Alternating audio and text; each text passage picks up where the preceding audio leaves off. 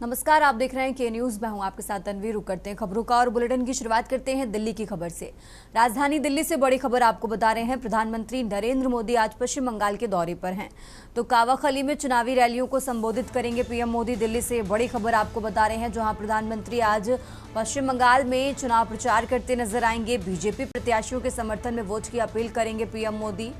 तो दिल्ली से ये बड़ी खबर आपको बता रहे हैं। आज पश्चिम बंगाल के दौरे पर हैं प्रधानमंत्री नरेंद्र मोदी। आज बीजेपी प्रत्याशियों के समर्थन में वोट की अपील करेंगे। तो आज पीएम मोदी का पश्चिम बंगाल का दौरा है। दिल्ली से यह अहम जानकारी आपको बता रहे हैं। कावाखली में चुनावी रैलियों को संबोधित करेंगे पीएम मोदी। बीजेपी प्रत्याशियों के समर्थन में वोट की अपील करने वाले हैं। दिल्ली से ये बड़ी खबर आपको बता रहे हैं। आज पीएम मोदी पश्चिम बंगाल के दौरे पर हैं।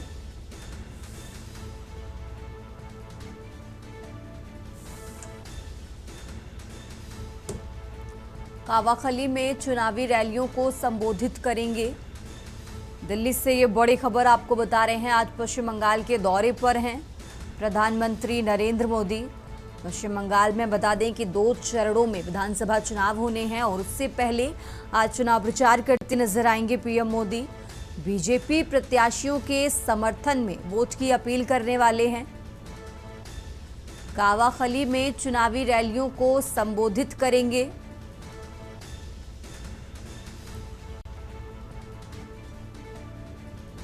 और इसी खबर पर ज्यादा जानकारी के लिए हमारे साथ दिल्ली से विशेष संवाददाता अखिलेश जी जुड़ चुके हैं। अखिलेश जी, इस तरीके से जानकारी मिल रही है कि आज पश्चिम बंगाल के दौरे पर हैं पीएम मोदी। आज रैलियों को संबोधित करने वाले हैं। क्या कुछ है पूरा कार्यक्रम उनका?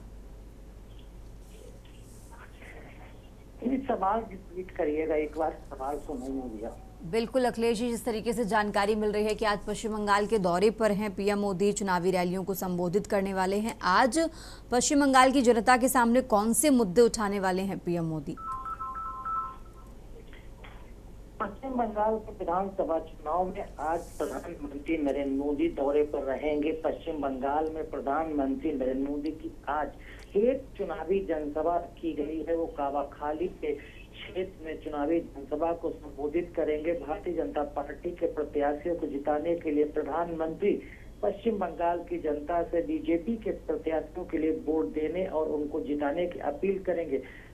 सबसे बड़ी बात है कि इस बार का विधानसभा चुनाव पश्चिम बंगाल में तृणमूल कांग्रेस और भारतीय जनता पार्टी के बीच कड़े मुकाबले का देखा जा रहा है। हालांकि भारतीय जनता पार्टी के तरफ से तूफानी चुनाव प्रचार किया जा रहा है। ताबड़तोड़ चुनावी रैलियों को स्टार प्रचारकों से कराया जा रहा है। फिर भी अगर कांग्रेस की भूमिका और लेफ्ट भूमिका देखी जाए तो इस बार के विधानसभा चुनाव में बेहद कम नजर आती है। लेकिन टीएमसी और बीजेपी के कड़े मुकाबले के बीच इस तरह से प्रधानमंत्री नरेंद्र मोदी ताबड़तोड़ चुनावी जनसभाएं कर रहे हैं।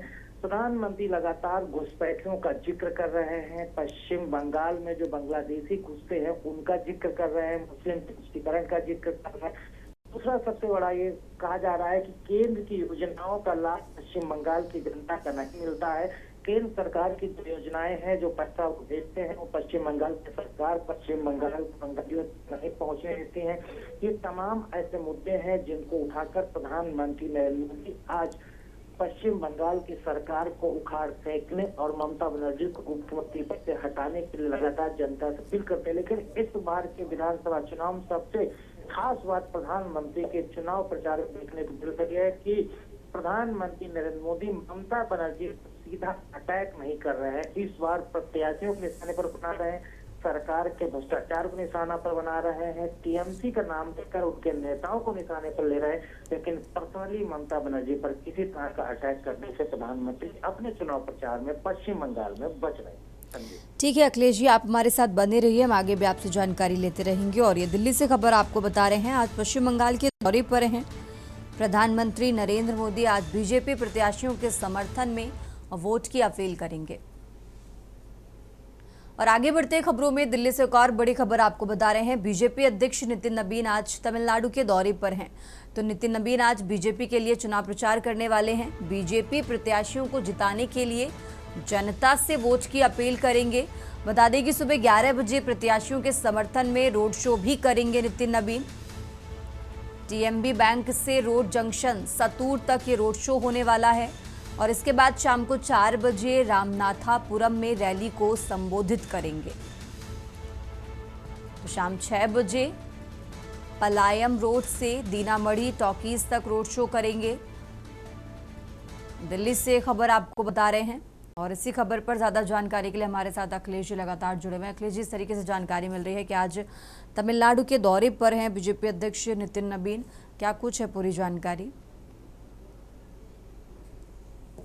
अध्यक्ष नितिन नबीन आज तमिलनाडु के विधानसभा चुनाव के चुनावी दौरे पर जा रहे हैं। नितिन नबीन की आज तमिलनाडु में भारतीय जनता पार्टी के 3 कार्यक्रम लगाए गए हैं।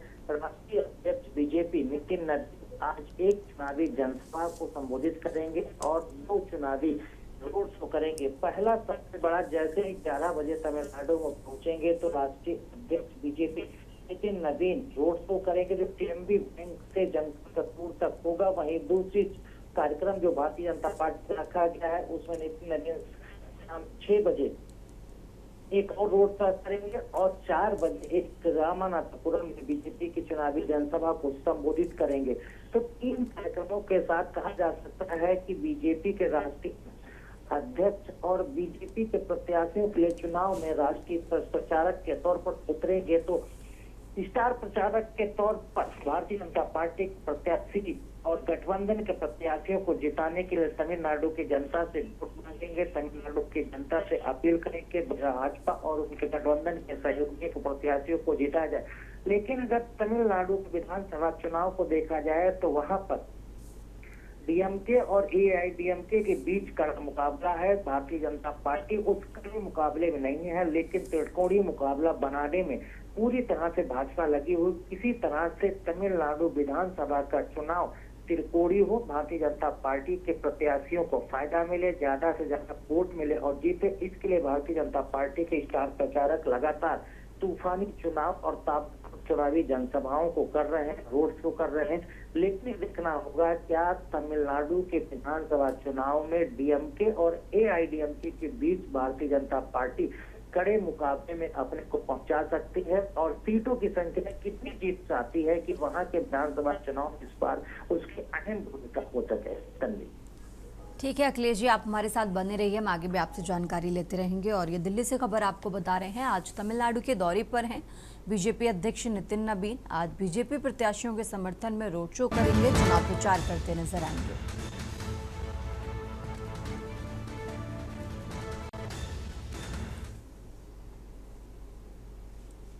और आगे बढ़ते हैं खबरों में, लगातार बात कर रहे हैं दिल्ली की। दिल्ली से एक और बड़ी खबर आपको बता रहे हैं, कांग्रेस ने रन फॉर अंबेडकर मैराथन का आयोजन किया है। दिल्ली से खबर आपको बता रहे हैं, run for Ambedkar, run for constitution marathon का आयोजन किया गया। नई दिल्ली के मंडी हाउस से अंबेडकर केंद्र जनपद तक इसका आयोजन किया गया है। कांग्रेस के अनुसूचित जाति और पिछड़ा वर्ग प्रकोष्ठ ने ये आयोजन किया है। तो संविधान की रक्षा, बाबा साहेब अंबेडकर की सोच को बढ़ावा देना है। कांग्रेस की तरफ से इस आयोजन को लेकर ये बयान भी सामने आया है। मैराथन में संविधान के मूल्यों और सामाजिक न्याय पर जोर दिया जाएगा। मैराथन में मुख्य अतिथि के तौर पर राहुल गांधी शामिल होंगे। तो दिल्ली से खबर आपको बता रहे हैं, इस मैराथन में मुख्य अतिथि के तौर पर राहुल गांधी शामिल होंगे। कांग्रेस ने रन फॉर अंबेडकर मैराथन का आयोजन किया।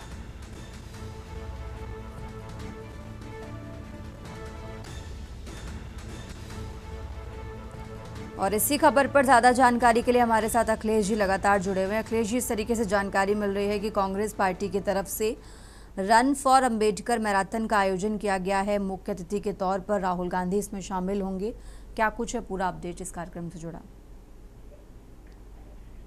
देखिए, कांग्रेस पार्टी के तरफ से लगातार संविधान को आगे रखकर बाबा साहब के कामों को आगे ले जाकर हर जगह कार्यक्रमों का आयोजन किया जा रहा है। इसी कड़ी में कांग्रेस के 2 डिपार्टमेंट, एक अनुसूचित जाट डिपार्टमेंट और दूसरा पिछड़ा वर्ग डिपार्टमेंट के तरफ से संयुक्त रूप से एक कार्यक्रम का आज आयोजन किया गया।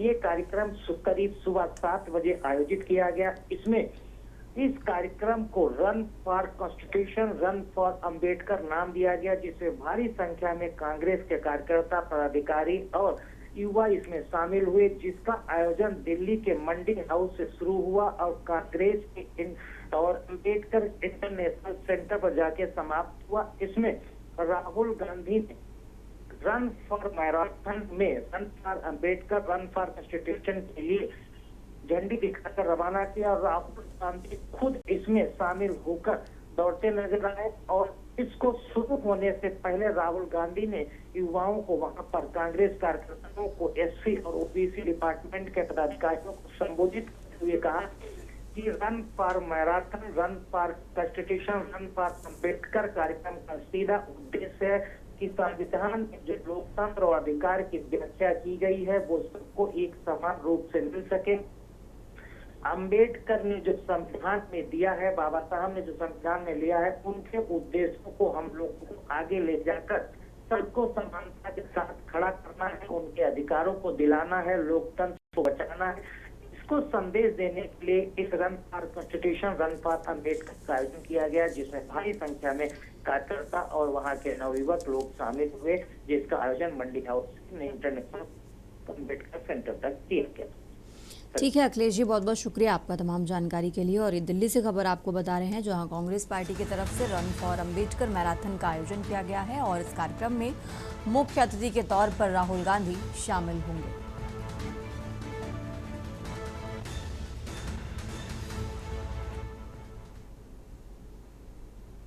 और आगे बढ़ते खबरों में, कानपुर देहात में भीषण सड़क हादसा हुआ है। खुशियों का सफर मातम में बदला। कंटेनर ने बारातियों की गाड़ी में जोरदार टक्कर मारी है और उसके चलते यह हादसा हुआ। बता दें कि इस हादसे में चालक ताकीर उर्फ भूरा की मौके पर ही मौत हो गई है और साथ ही कई बाराती घायल हुए हैं। पुखराया से इटावा जा रही थी ये बारात और उसी दौरान ये हादसा हुआ है। रास्ते में चाय नाश्ते के लिए गाड़ी रुकी थी और इसी वक्त कंटेनर ने बारातियों की खड़ी गाड़ी में टक्कर मारी। सिकंदरा थाना क्षेत्र में ये भीषण सड़क हादसा हुआ है, जिसमें एक व्यक्ति की मौत हो गई है मौके पर ही और साथ ही कई लोग घायल हुए हैं।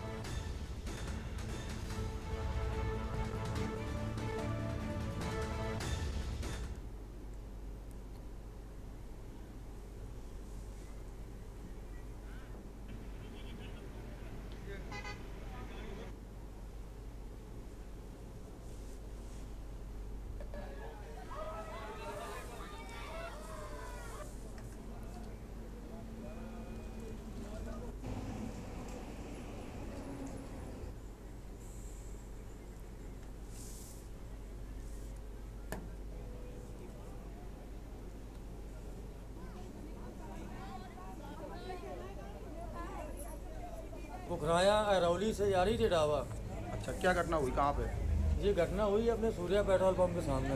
अच्छा, तो हम लोगों को सूचना मिली है, जबकि मतलब यहाँ पे राजपुर निकल रहे थे हम लोग जी। तो हमें ये सूचना मिली कि अपनी गाड़ी का एक्सीडेंट हो गया है। हाँ। तो फिर हम लोगों ने अपनी गाड़ियों को फास्ट किया है। जब यहाँ पे देखा कि तो यहाँ पे पूरा सब सिस्टम, गाड़ियाँ पूरी रोडे में डली थी।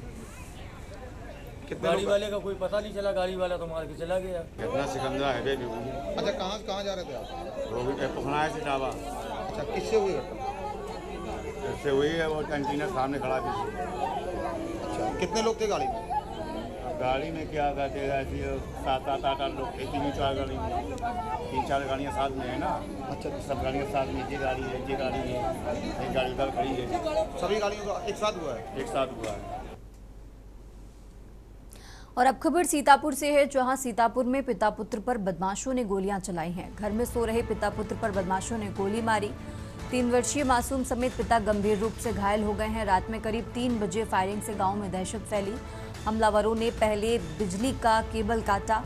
बिजली का केबल काटकर बदमाशों ने इस घटना को अंजाम दिया। मौके पर पुलिस पहुंची है, फॉरेंसिक टीम पहुंची है, जो पूरे मामले की जांच पड़ताल में जुटी हुई है।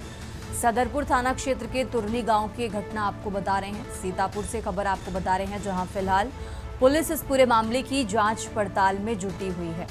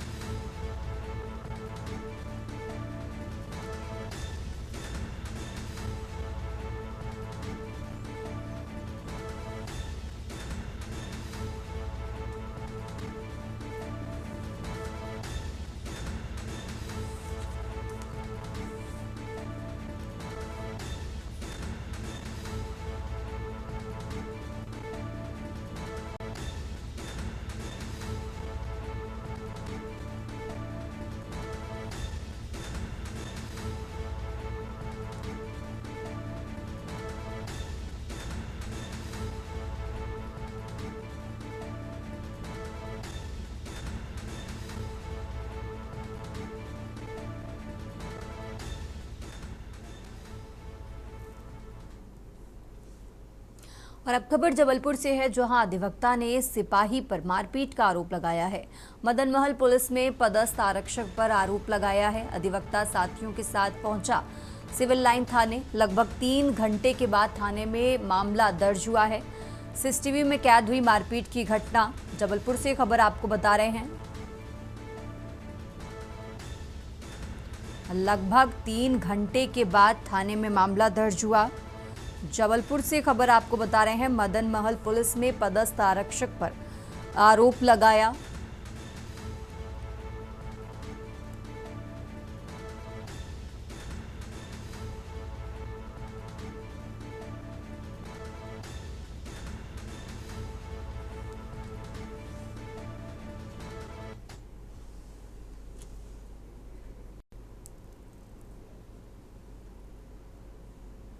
खबरों का सिलसिला लगातार जारी है। फिलहाल यहां रुकेंगे एक छोटे से ब्रेक के लिए।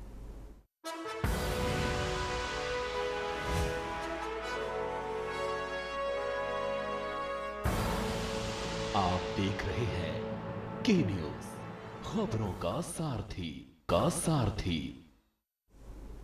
ब्रेक से वापस आ चुके हैं। रुक करते हैं खबरों का। बात कर रहे हैं देवरिया की, जहां देवरिया एसपी संजीव सुमन का तबादला हुआ है। एसपी मुख्यालय पुलिस महानिदेशक लखनऊ संबद्ध किया गया है। देवरिया के नए एसपी बने अभिजीत आर शंकर। बता दें कि 2018 बैच के देवरिया नवागत एसपी हैं।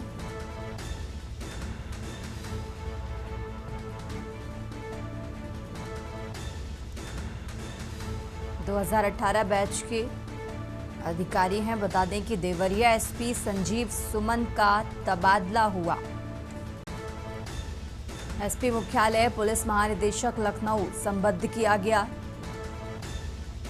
देवरिया के नए एसपी बने अभिजीत आर शंकर। देवरिया से खबर आपको बता रहे हैं।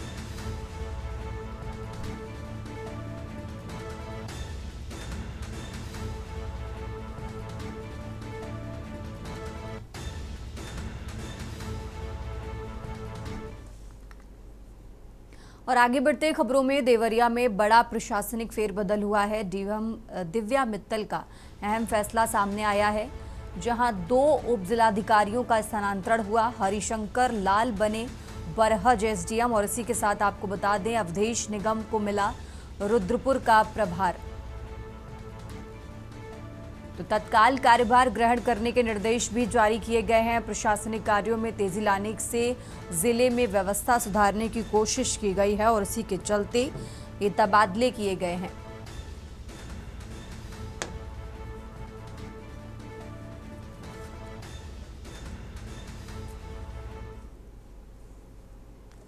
और अब रुक करते हैं अगली खबर का। सीकर जिले में असम के मुख्यमंत्री हिमंता बिस्वा शर्मा खाटू श्याम जी मंदिर पहुंचे, जहां उन्होंने बाबा श्याम के दर्शन कर विधिवत पूजा अर्चना की। मंदिर परिसर में श्री श्याम मंदिर कमेटी के कोषाध्यक्ष रविंद्र सिंह चौहान, नरेंद्र सिंह चौहान और प्रताप सिंह चौहान सहित सेवक परिवार ने उनका स्वागत किया और पूजा करवाई। इस दौरान उन्हें बाबा श्याम का दुपट्टा ओढ़कर आशीर्वाद भी दिया गया। बताया जा रहा है कि मुख्यमंत्री ने असम में चुनावी जीत के बाद बाबा श्याम के दर्शन कर आशीर्वाद लिया।